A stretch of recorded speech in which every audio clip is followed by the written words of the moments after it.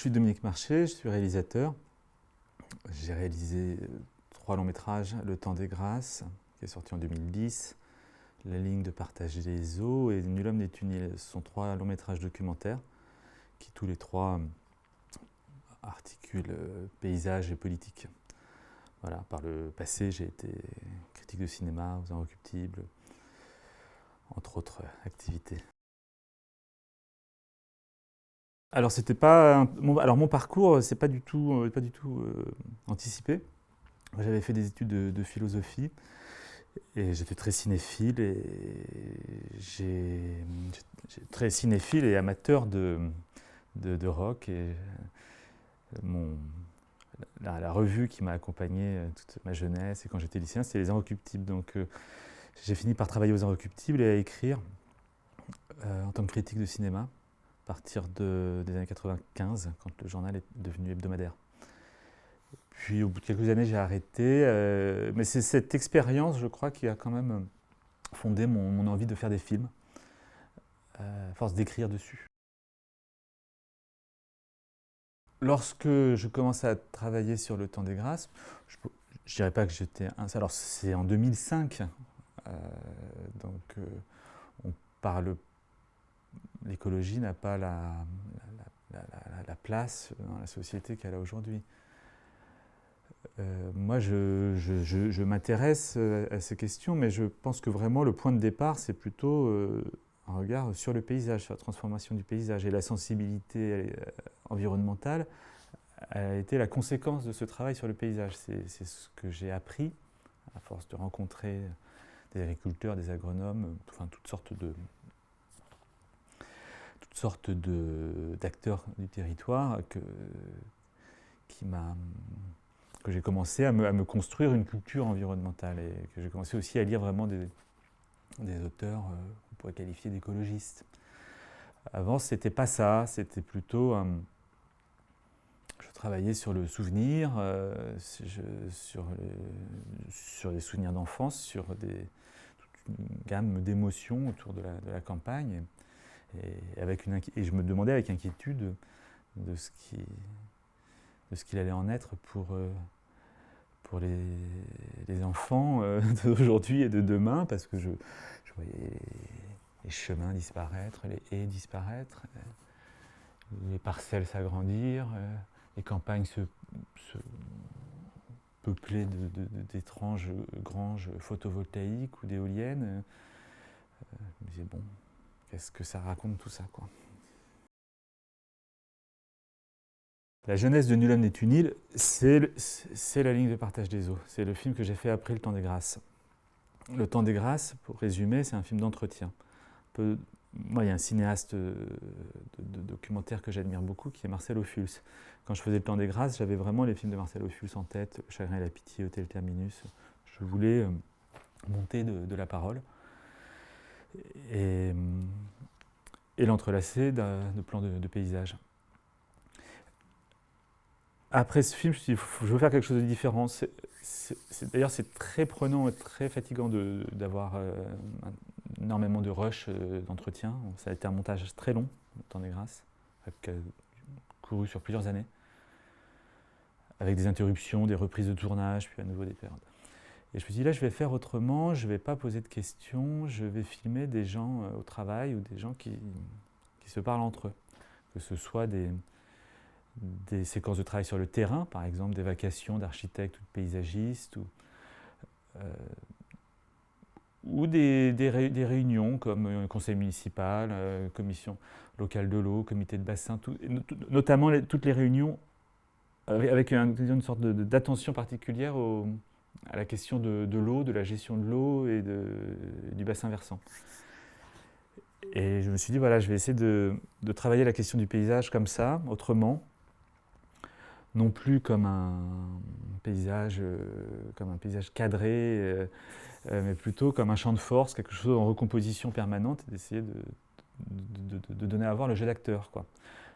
Donc pareil, énormément de situations étaient éligibles pour ce film. Tout m'intéressait, aussi bien construire une autoroute que des réunions sur le plateau de Mille Vaches avec des gens qui veulent construire un écoquartier. Voilà. qu'est-ce que c'est, comment le paysage est façonné, quoi, par quel type d'acteur et avec quel discours sous-jacent. Alors, ça a été un film qui a été vraiment passionnant à faire, mais dont je suis sorti très désillusionné, quoi, sur notre capacité politique à nous, Français, à justement à répondre à ces défis environnementaux et énergétiques. Je me suis dit, mais vraiment, en fait, il y a beaucoup de bonne volonté dans le pays, mais notre culture politique, la centralisation, la complexité administrative, etc., fait qu'on ne va pas y arriver. Et j'ai eu envie de nous comparer à nos voisins, à voir ce qui pouvait se faire et à me questionner sur qu'est-ce que c'est le local et est-ce que le local, c'est la bonne échelle de la transition. Et j'ai recensé, alors j'avais là aussi, il y avait beaucoup de territoires qui m'intéressaient, mais ce que je voulais, c'était complexifier cette notion de local, ça pouvait, et ne pas la réduire forcément à une échelle administrative ou politique, pas forcément une collectivité territoriale. Et par contre, ce que je voulais clairement, c'était ne pas passer par la France, que la France soit le hors-champ, quoi, de ce film. J'ai envie de dire, la France, c'est moi dans le film. C'est moi qui questionne les gens et qui pose des questions de Français à des Siciliens, des Autrichiens, des Suisses. Et donc j'avais dessiné un arc comme ça qui allait de Munich, parce que ça m'intéressait beaucoup la manière dont Munich avait géré la thématique de l'eau, justement, en réfléchissant non pas à l'échelle de la ville, mais à celle du bassin versant, et en se donnant les moyens de convertir toute l'agriculture du bassin versant à l'agriculture biologique. Et je me suis dit, ça m'intéresse, et je trouvais que c'était un bon exemple à montrer aux Français, de dire, vous voyez, l'écologie, c'est pas forcément un truc de petites communautés isolées dans des vallées, mais ça peut être des grandes villes riches, ça peut être des chefs d'entreprise. Hein. Munich, c'est BMW, Et puis j'ai continué après à travailler sur le Vorarlberg, qui était une région qui m'intéressait beaucoup parce que il y avait un livre.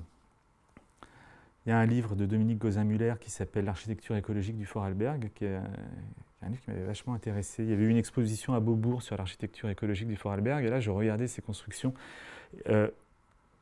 principalement en fait des bâtiments publics, des mairies, des crèches, des casernes de pompiers, des écoles, etc. Très beau, et en bois, avec une architecture minimale. Et je comprenais peu à peu que derrière cette architecture, il y avait toute une région qui s'était mise en transition, quoi. Et que l'architecture avait été l'impulsion, le point de départ de cette histoire. Donc là toujours, pourquoi ça, la question en fait générale de Nulhomme, c'est qu'est-ce qui fait que ça marche là-bas et pas ici ? Quelles sont les conditions de possibilité de l'émergence d'un territoire en transition ? C'était ça un peu l'idée. Et voilà. Et en fait, je voulais donc mélanger les expériences, avoir une échelle de local strictement dans un champ professionnel, entrepreneurial, on pourrait dire, une coopérative agricole en l'occurrence en Sicile, une commune, ça c'est à Vrine en Suisse, une région. Et puis j'ai laissé tomber Munich parce que ça faisait trop, d'une part, et que, en fait, je me suis dit, quand on parle de collectivités qui prennent en compte les enjeux de développement durable, de transition énergétique, les exemples qui sont souvent cités sont des exemples de grandes villes. Les grandes villes ont de l'expertise, ont des moyens économiques. Voilà, c'est les grandes villes du Danemark, certaines villes en Angleterre, en Allemagne évidemment. Et moi, ça m'intéressait là aussi pour la France de m'inscrire dans des situations rurales, mais qui en même temps parcourent, j'ai envie de dire, tout le spectre du rural, pas forcément du rural très, très profond. À Vrine, c'est le cas, mais on voit bien qu'en Sicile, c'est du périurbain, enfin toute la plaine de Catane, c'est très construit, très abîmé. Et puis le Vorarlberg, c'est du périurbain généralisé, c'est toute la vallée du Rhin, les villages se touchent, etc. Donc en fait, c'était des situations dans lesquelles, en tant que Français, on pouvait facilement se projeter. Euh, peut-être plus facilement encore qu'en pensant à des landes allemands et à des grandes villes très autonomes politiquement et puissantes comme Zurich ou, ou, ou que sais-je, Göteborg. Oui, oui, pour moi, c'est un cinéma très politique. Ouais. Mais alors, voilà, pas forcément militant, encore que peut-être d'ailleurs Nul homme l'est un peu plus. Enfin, politique, j'ai envie de dire, basiquement, dans le sens où je m'intéresse à des questions spatiales et que pour moi, la politique, fondamentalement, c'est du spatial, quoi. C'est comment on s'organise sur ce qu'on a en commun. Voilà, le plus petit dénominateur commun entre les hommes, c'est l'espace qu'on occupe. Donc il faut s'organiser, faut qu'il y ait des règles, il faut qu'il y ait un projet. Euh, et ça, c'est le, voilà, j'ai envie de dire, c'est le début et c'est la fin, dans le sens la finalité de la politique, de se poser ces questions-là. Et aujourd'hui, la politique se pose trop peu, ou technicise, ou externalise, ou éloigne les questions purement spatiales, alors que c'est le cœur. C'est là où on peut rassembler les gens aussi sur un projet politique. Parmi les situations que j'avais recensées pour Nul homme n'est une île, il y avait un groupe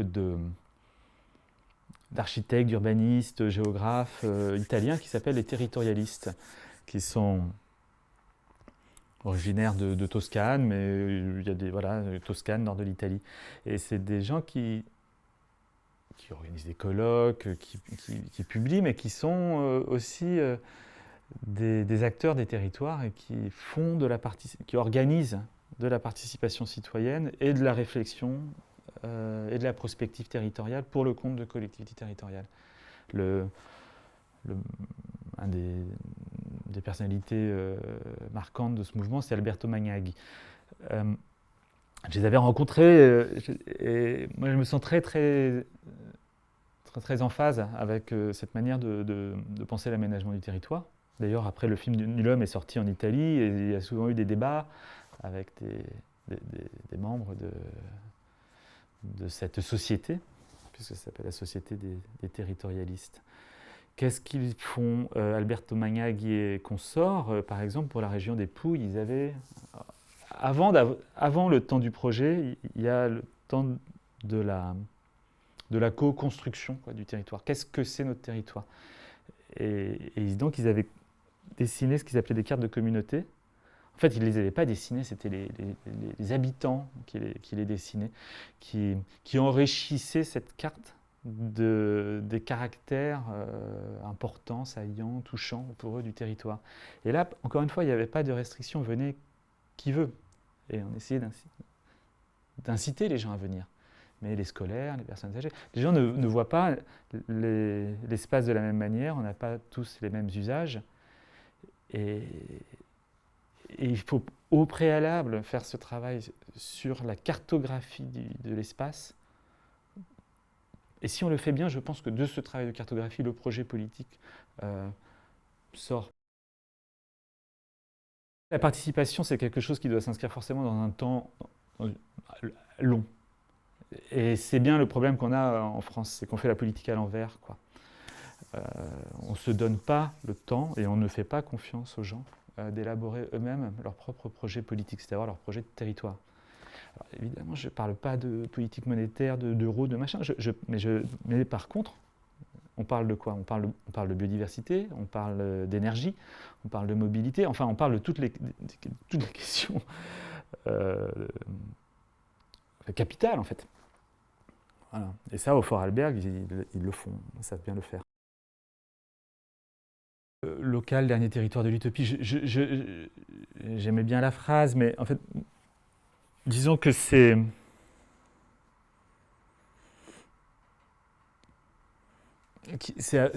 un espace qui qu'on devrait investir politiquement, dont on ne fait pas assez, dont on ne fait presque rien, et qui pourrait produire beaucoup en termes de cohésion sociale, en termes d'inventivité, non seulement institutionnelle, mais aussi technique.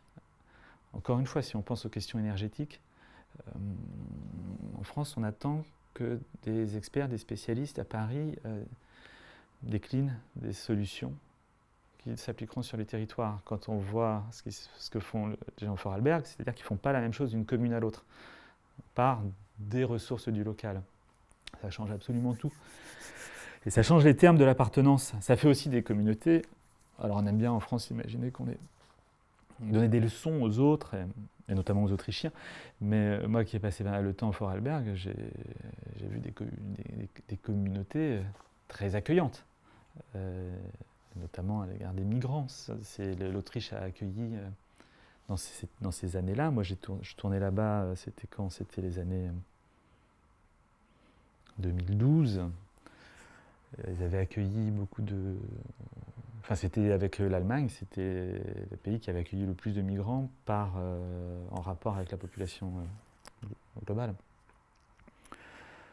Donc, il faut quand même...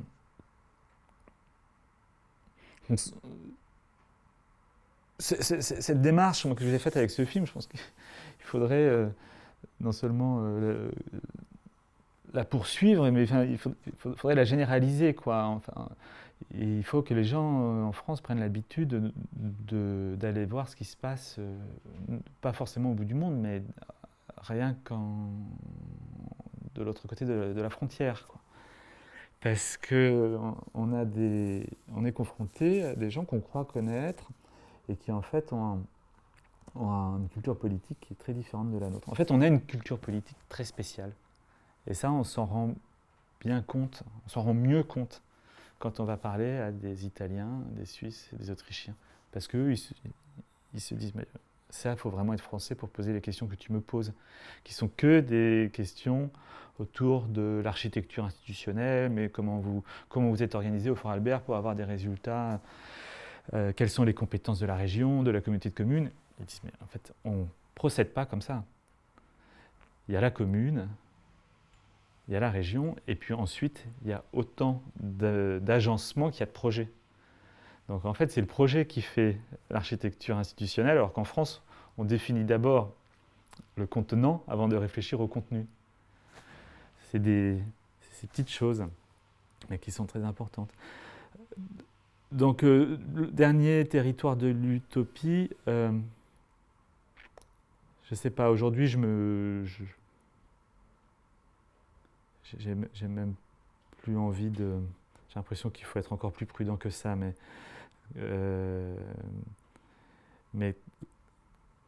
très, très clairement, il y a quelque chose à